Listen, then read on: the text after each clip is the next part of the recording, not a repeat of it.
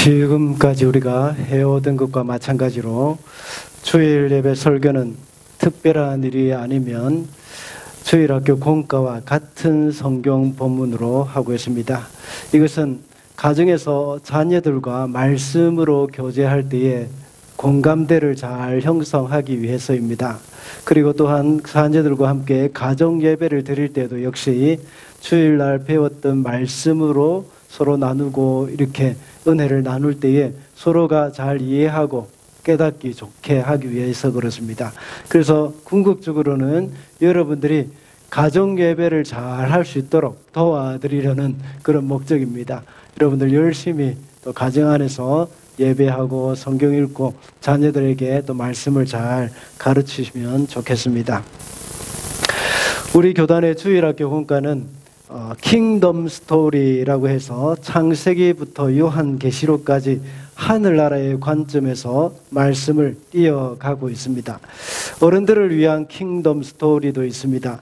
그것은 공과, 구역 공과를 가지고 이렇게 이어가는데 그것도 역시 주일학교 공과 범위와 똑같이 이렇게 가고 있습니다. 이것은 창세기부터 요한계시록까지 이렇게 하나님의 말씀에 이 말씀을 가지고 하나님의 나라의 관점을 어떻게 이어가고 있는가 하는 것을 볼 수가 있는 것입니다. 벌써 우리는 창세기부터 시작해서 우리 모세오경을 끝내고 또 작년에는 여호수아와 사사기와 룻기까지 끝을 냈습니다. 지난 2월 달부터 시작해서 유년주일학교에서는 이제 사무엘상을 시작했는데 우리는 이제 2월 달에 여러 가지 행사도 있고 해서 사무엘상 이미 시작한 것에 이어서 17장을 보고 있습니다. 오늘 우리가 보고 있는 17장 이것은 이제 다윗이 이스라엘의 선한 왕으로 세워져서 또 다윗으로 인하여서 예수 그리스도가 쭉 이렇게 태어나게 되는 그러한 맥락을 잇기 위해서 다윗의 모습을 이렇게 이렇게 나타내고자 했던 것입니다. 오늘 우리가 읽은 본문은 아주 잘 알려진 내용입니다. 아마 다윗과 골리앗 싸움에 대해서는 어릴 때부터 교회 다닌 분들 중에서 모르는 분들이 없을 겁니다. 몇 번씩 들어봤을 겁니다. 또 저도 주일학교 때부터 시작해서 쭉 교회 생활을 하고 신앙생활을 하는 가운데 다윗과 골리앗 설교에 대해서 수십 번도 들었습니다. 제가 이 교회에 온 지 벌써 5년이 넘었는데 이 5년 동안 이 교회에서 우리 주사랑교회에서 오늘 하면 이 본문이 세 번째로 하는 설교가 됩니다. 그러니까 여러분들도 아마 여러 번 들어보신 그런 본문일 것입니다. 다윗은 사무엘로부터 기름 부음을 이미 받았습니다. 그런데 그는 아직까지 역사의 무대에 올라오지 못했습니다. 그런데 오늘 본문에 이 사건을 계기로 해서 사람들에게 다윗에 대해서 크게 알리는 그런 계기가 된 것입니다. 이 일이 바로 골리앗이 이제 다윗을 역사의 무대 위에 올려주기 위한 아주 좋은 제대로 된 역할을 했기 때문입니다.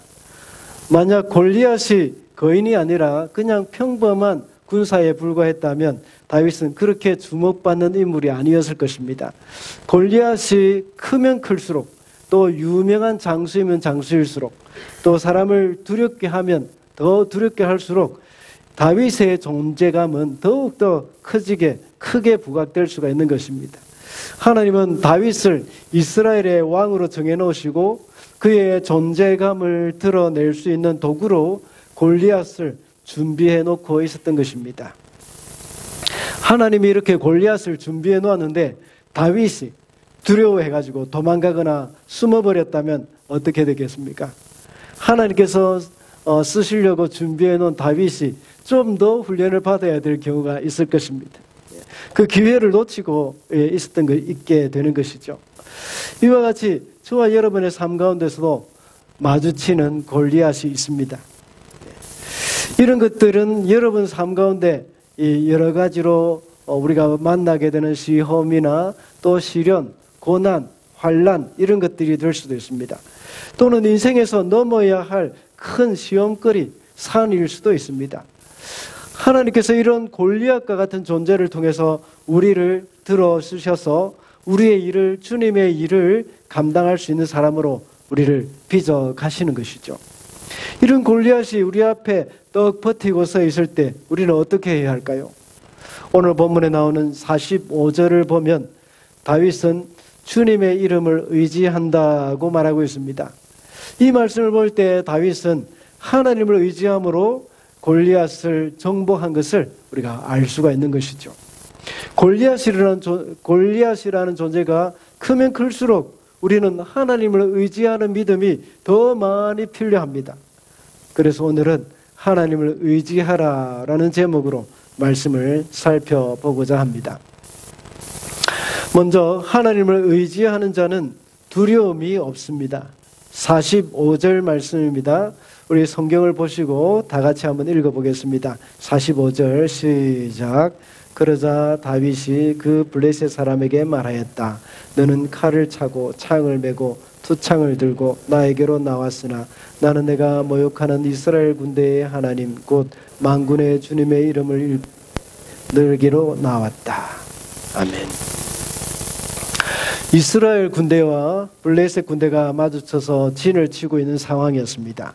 골리앗은 이스라엘 백성들을 향해서 하나의 제안을 했죠. 어떤 제안을 했습니까? 너희 중에 한 사람이 나와서 나와 1대1로 싸워보자.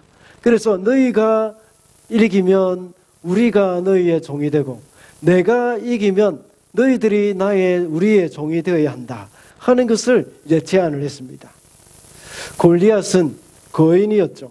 키가 3m 정도 되는 사람이었습니다. 그가 가진 무기는 최첨단 무기로서 모든 사람들이 참 부러워하는 그런 무기입니다. 또 보통 사람이 들 수도 없는 그런 무게를 가지고 있습니다. 그뿐만 아니라 그가 입고 있는 갑옷, 머리끝부터 발끝까지 아주 좋은 갑옷으로 완전 무장을 했습니다. 틈이 없습니다. 그러나 반면에 이스라엘 군사들은 이 사울과 사울의 아들 요나단을 제외하고는, 다시 말하면 왕과 왕자를 제외하고는 제대로 된 무기도 없었습니다. 그들이 가지고 있는 무기라고는 농기구 이런 것, 몽둥이 이런 거였습니다. 이런 것 가지고 전쟁하러 오는 것이죠. 그런데 골리앗이 가지고 있는 무기는 최첨단 무기입니다. 그들에게 비하면 아주 엄청난 것이죠. 그런 가운데 골리앗이 나와서 1대1로 싸우자 하고 말하는 겁니다. 그런 거인 장수가 버티고 있으니까 모든 이스라엘 백성들은 두려워서 아무도 싸움에 나서지 못하고 있습니다. 골리앗은 이렇게 매일 아침에 와서 큰 소리로 한번 외치고는 아무 일도 일어나지 않습니다. 그리고 들어가서 낮잠을 자는지 하루 종일 아무 기척도 없습니다. 이러기를 40일이 지났고 또 계속해서 이 일이 반복되고 있는 겁니다. 16절에서 말씀하고 있습니다. 그래서 골리앗이 하는 일 동안 40일 동안이나 이렇게 지나갔다 하는 것을 말씀하고 있습니다. 이스라엘 백성들은 그때 어떻게 하고 있습니까? 오늘 본문 읽지는 않았지만 17장 11절에 보면 이렇게 말하고 있습니다.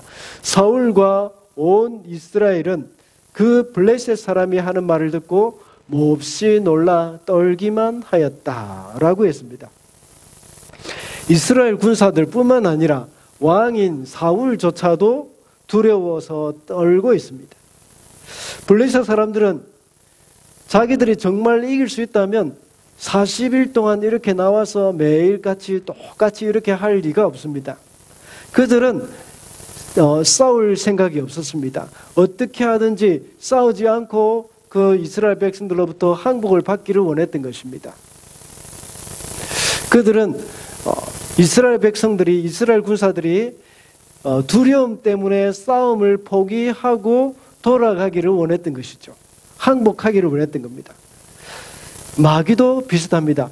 악한 마귀 사단은 우리의 대적이죠. 대적들은 성도들에게 두려움을 줍니다. 그래서 영적 전쟁 자체를 포기하도록 만드는 것이 목적입니다.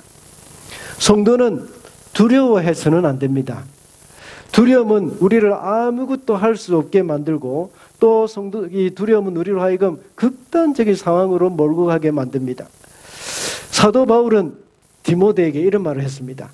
디모데후서 1장 7절에 보면 하나님이 우리에게 주신 것은 두려워하는 마음이 아니요 오직 능력과 사랑과 절제하는 마음이니 하고 말씀하고 있습니다.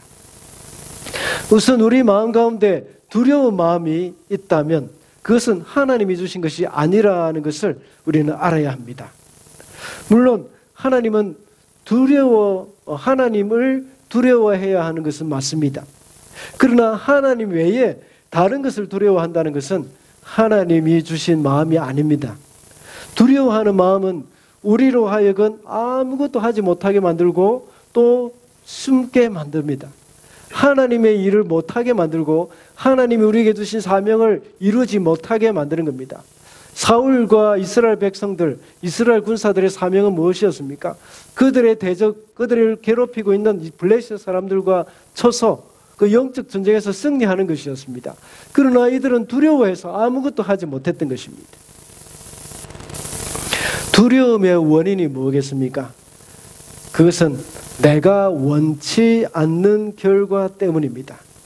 성공하고 싶은데 실패할 경우 그때 참 우리에게는 그것을 생각하면서 두려운 겁니다. 실패할까 싶어서 시도조차도 하지 못하는 것, 그것이 바로 우리 두려움이 우리에게 주는 그러한 모든 어려움입니다. 우리 또 인간에게 있어서 가장 원치 않는 결과는 무엇일까요? 죽음이죠. 예, 죽음입니다. 죽음이고 그 죽음이 그토록 우리를 두렵게 만드는 것이죠. 그래서 하나님을 의지한다는 것은 내가 할 수 있는 최선을 다하지만 결과는 하나님께 맡기는 것. 그것이 바로 하나님을 의지하는 겁니다. 여러분들 사업에 실패할까 봐 싶어서 사업을 시작하지 못할 수도 있습니다. 그러나 하나님 앞에서 내가 할 수 있는 최선을 다하고 그 다음에 모든 결과는 실패하든지 성공하든지 결과는 하나님께서 하신다 하는 것을 우리가 맡겨드릴 때에 이 두려움은 없어질 수가 있습니다. 그렇다면 두려움을 없애기 위해서 어떻게 하겠습니까?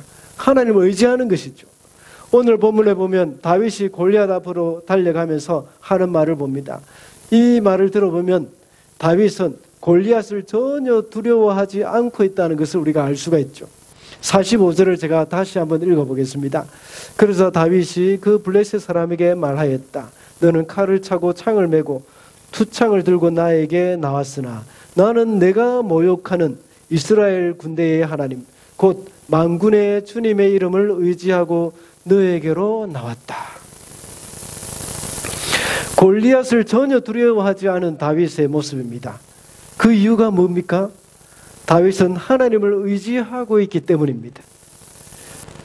골리앗보다 더 강한 하나님을 의지하는 그 다윗에게는 골리앗이 전혀 두려운 존재가 아닙니다. 그러나 하나님을 의지하지 않을 때는 모든 것이 두려움이 있습니다. 이스라엘 군사들은 골리앗이 가지고 있는 칼과 단창이 두려웠습니다. 그러나 하나님을 의지하는 다윗은 골리앗이 두렵지 않습니다. 그리고 골리앗이 가지고 있는 칼과 단창도 전혀 두려워하지 않습니다.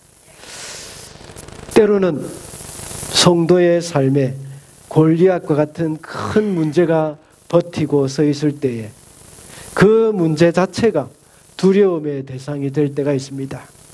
그리고 골리앗이 들고 있는 그 무기 같은 것들도 역시 두려움의 대상이 될 수가 있습니다. 그러나 우리는 골리앗보다 더 크신 그 하나님을 의지해야 합니다. 골리앗이 가지고 있는 그 무기보다 더 위대하신 그 하나님의 이름, 그 이름으로 나아갈 때에 우리는 승리할 수 있음을 기억을 해야 하겠습니다. 둘째로 하나님을 의지하는 자는 그 하나님을 의지하는 자를 통해 하나님은 영광을 받으십니다. 46절 말씀 우리 성경을 보고 다 같이 읽겠습니다. 시작. 주님께서 내가 오늘 너를 쳐서 내 머리를 베고 블레셋 사람의 죽음을 모조리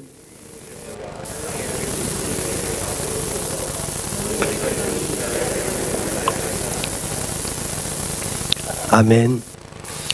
모두가 두려워서 떨고 있을 때에 다윗은 골리앗과 싸우기 위해서 나왔습니다. 어린 다윗이 돌팔매를 들고 나오는 이 모습을 골리앗이 보면서 얼마나 조롱했습니까? 그러나 다윗은 확신에 차서 골리앗을 향해 외쳤습니다. 골리앗의 머리를 베고 블레셋 사람들의 시체를 공중의 새와 땅의 짐승들의 밥이 되게 하겠다 하고 말을 합니다. 그리고 온 세상에 하나님을 알리겠다 하고 말을 합니다. 여기서 온 세상에 하나님의 이름을 알리겠다 하는 이 말이 바로 하나님께 영광을 돌리겠다는 의미입니다. 하나님을 의지하고 골리앗과 싸울 때에 하나님은 영광을 받으신다는 것입니다. 이스라엘 군대 앞에 골리앗이 나타난 것은 무엇 때문입니까? 물론 블레셋 군대가 이스라엘과 싸워서 이기기 위해서 골리앗을 스카웃했을 것입니다. 그러나 궁극적으로 볼 때에 하나님이 골리앗을 보내셨기 때문에 지금 이 자리에 있는 것입니다. 어린 다윗이 하나님의 이름으로 그 골리앗을 죽이게 하심으로 말미암아 하나님의 영광을 나타내도록 하기 위한 것입니다. 우리의 삶에 있어서도 역시 골리앗처럼 도저히 해결될 수 없는 문제들, 이런 것들이 우리 앞에 가로막고 서 있을 때에 그때 우리는 생각해야 합니다. 하나님이 이 문제를 보내셨구나. 그래서 앞으로 우리가 갈 수도 없다는 생각이 들지만 하나님이 이 문제를 나에게 보내셨다. 하나님이 나에게 이 환난과 이런 시련을 보내셨다 하는 생각을 들 때에, 그 생각을 가지고 있을 때에 우리는 이것을 이길 수가 있다는 것입니다. 뒤로 물러날 수도 없다는 것입니다.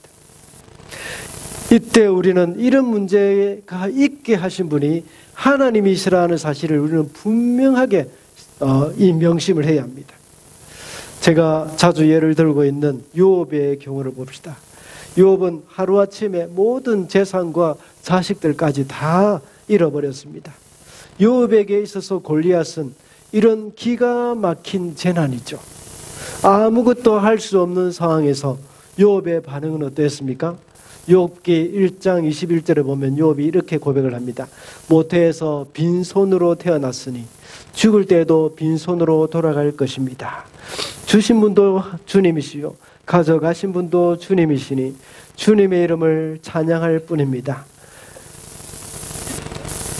욥에게 닥친 상실이라는 이 상실이라는 이 거인 골리앗, 그것을 누가 보냈다고 생각하고 있습니까?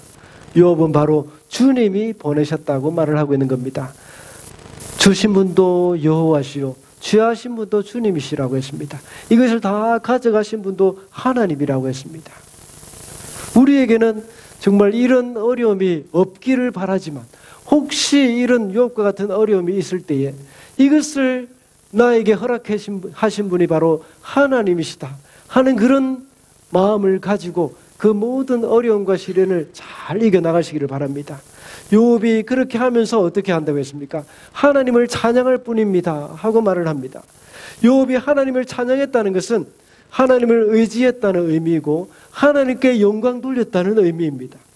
비록 그는 견디기 어려운 고난이 있었지만 하나님을 의지하면서 잘 이겨나갔습니다. 결국은 하나님께 모든 것을 이제 회복을 받았죠. 하나님께서 욥이 가지고 있었던, 과거에 가지고 있었던 모든 재산에 갑절이나 욥에게 주셨고 자식들도 갑절이나 주셨습니다.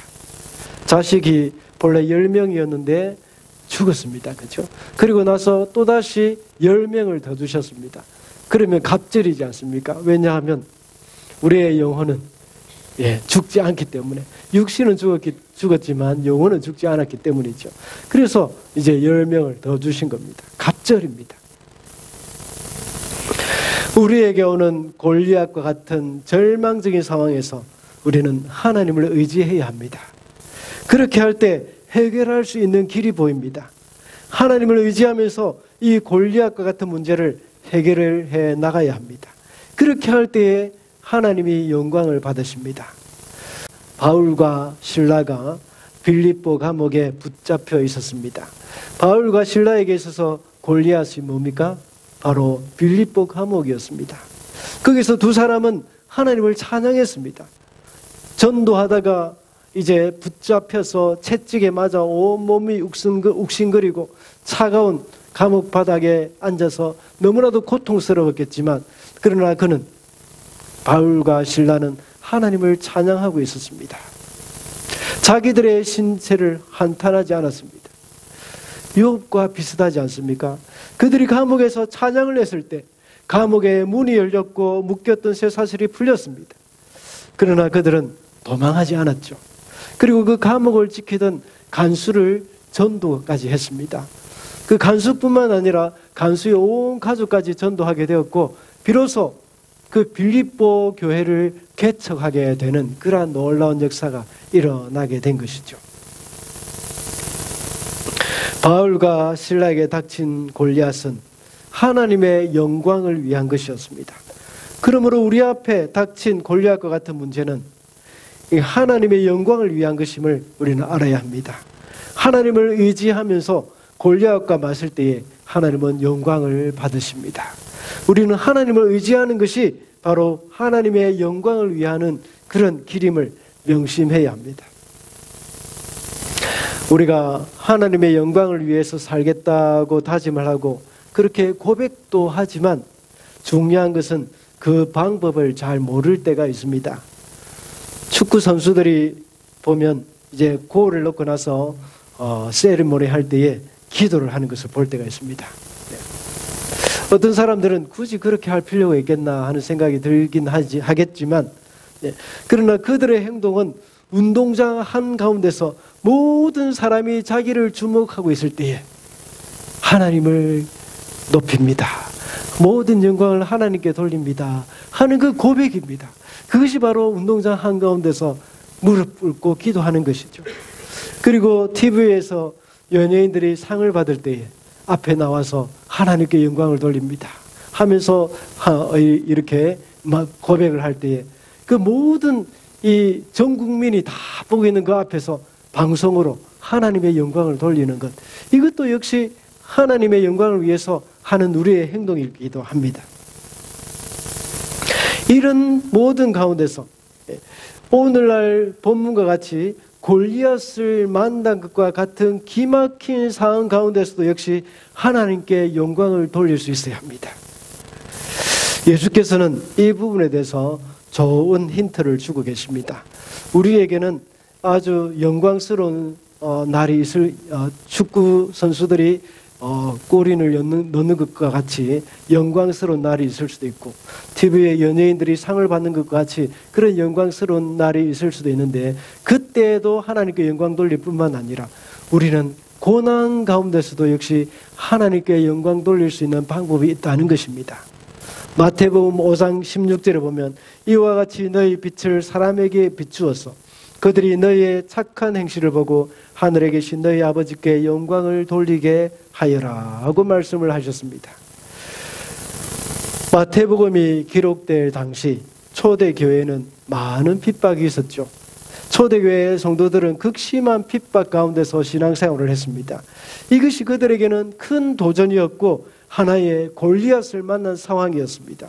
그때 극심한 핍박이라는 그 골리앗을 만나서 하나님께 영광 돌리는 방법이 오늘 여기에 기록되어 있습니다. 그것은 바로 착한 행실입니다. 너희의 착한 행실을 보고 하늘에 계신 너희 아버지께 영광 돌리게 하라 하고 말씀하고 있습니다. 비록 극심한 핍박과 같은 그 골리앗이 초대교회 성도들을 위협했습니다. 그렇지만 그럼에도 불구하고 그들이 착한 행실을 하면서 주위 사람들이 그들의 모습을 보면서 하나님께 영광을 돌릴 수 있도록 했던 것입니다. 그 힘이 바로 하나님을 의지하는 믿음입니다.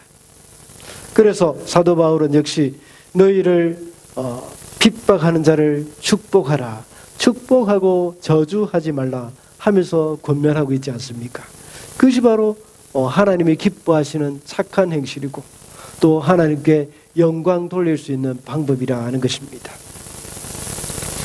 그러므로 우리가 이 세상에서 골리앗과 같은 상황 또는 골리앗과 같은 사람들을 만났을 때 어떻게 해야 하겠습니까? 하나님을 의지하는 마음으로 그들에게 선을 베풀고 사랑을 베푸는 것, 이것이 바로 하나님께 영광 돌리는 길임을 명심해야 하겠습니다.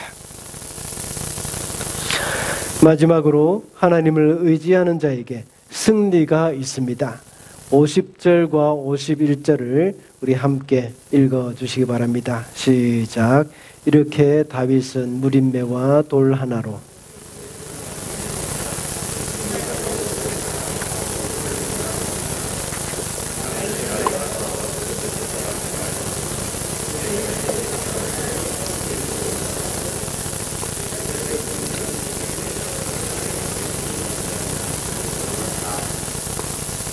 아멘. 네.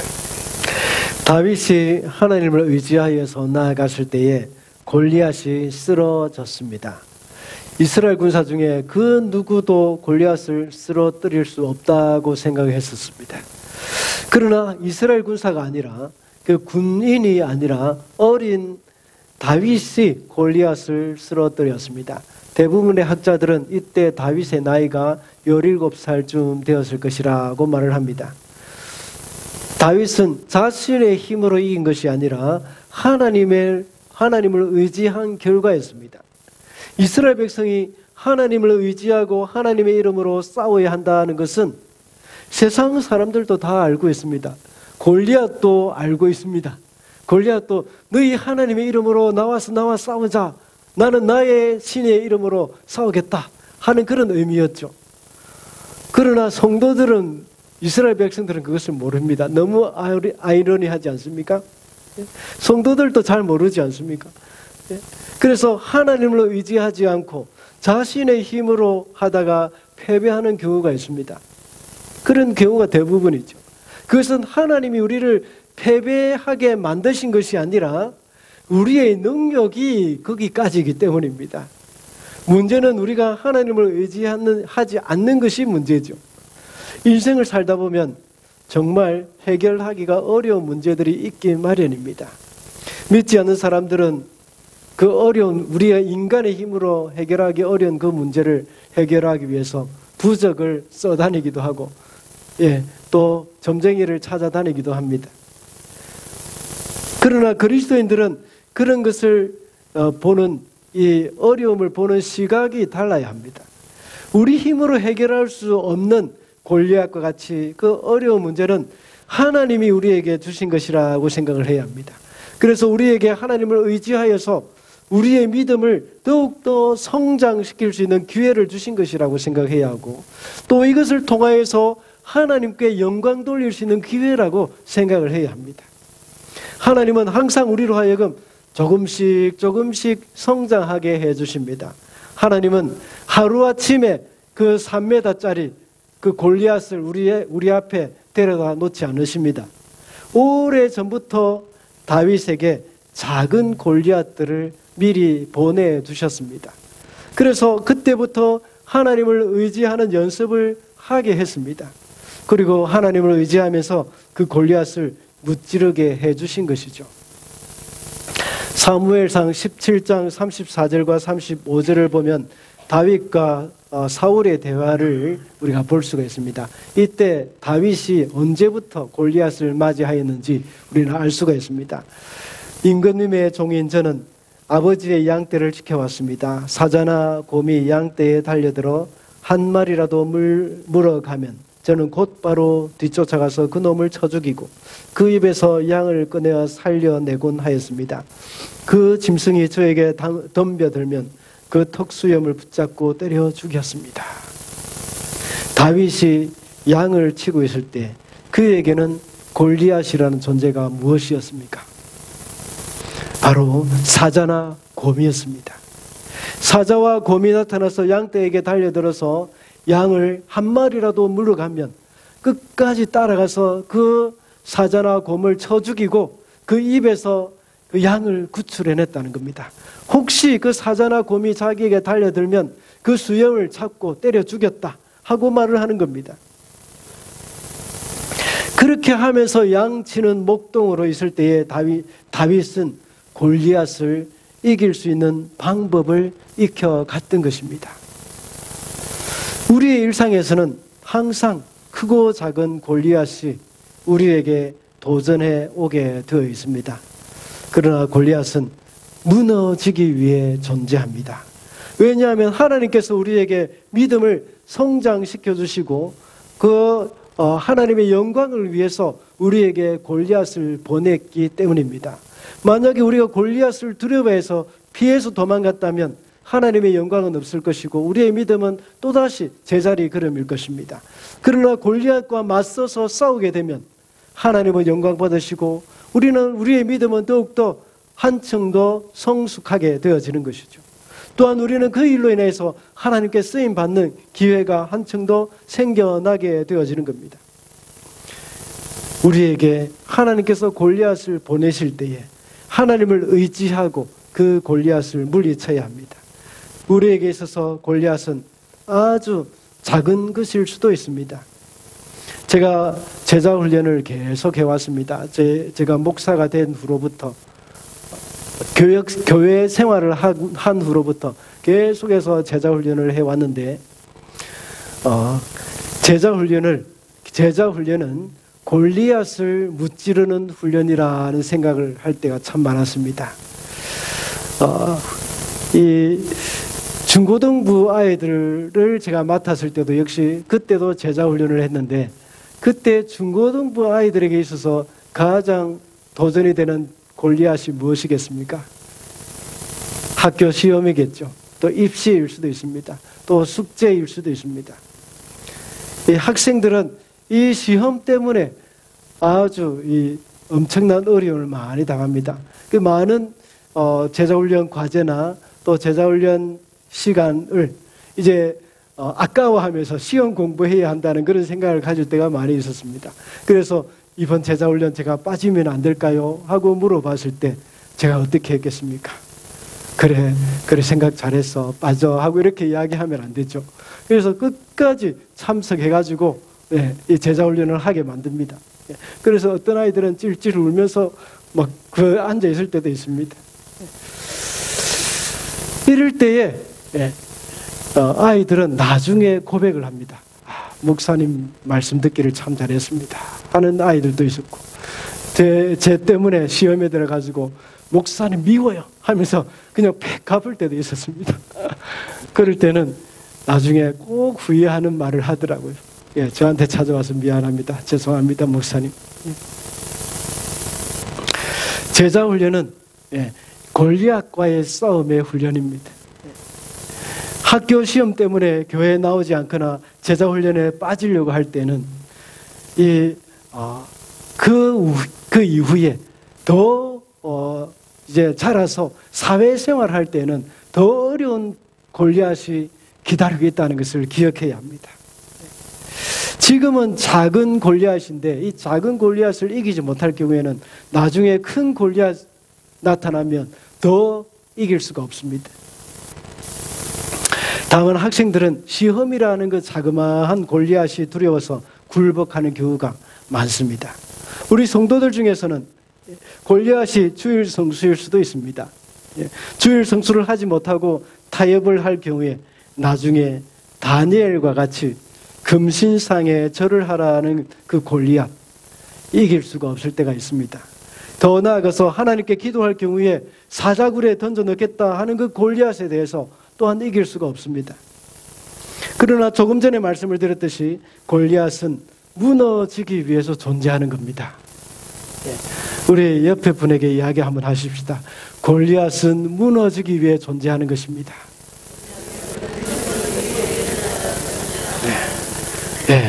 우리가 믿음으로 하나님을 의지하여 골리앗을 물리칠 때 골리앗은 쓰러지게 되어 있습니다. 그러므로 우리는 일상에서 작은 골리앗부터 이기는 훈련이 필요합니다. 그래서 하나님이 우리에게 보내주신 일상에서 작은 골리앗과의 싸움, 이것을 이겨야 합니다.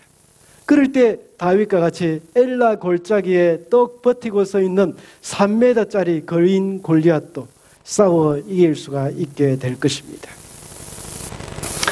말씀을 맺겠습니다. 오늘은 하나님을 의지하라는 제목으로 말씀을 살펴보았습니다. 하나님을 의지한다는 말의 의미가 무엇일까요? 아까 제가 말씀을 드린 적이 있습니다. 그것은 우리가 할 수 있는 일에 최선을 다하지만 그 결과는 하나님께 맡긴다는 의미입니다. 결과까지도 나 스스로가 결정할 수가 없습니다. 어떤 결과가 있든지 감사히 여기며 받아들이는 것입니다. 왜냐하면 하나님은 우리를 가장 잘 아시는 분이시고 우리를 가장 잘 알고 계시는 분이시기 때문입니다.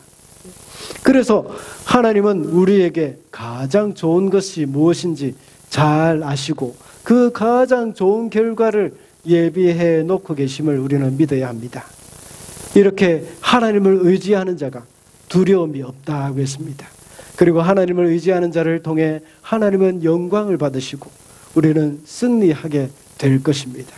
우리의 삶 속에서 매 순간마다 골리앗과 같은 그런 문제가 생길 때마다 하나님만 의지하며 살아가는 저와 여러분이 되시기를 바랍니다. 기도하겠습니다.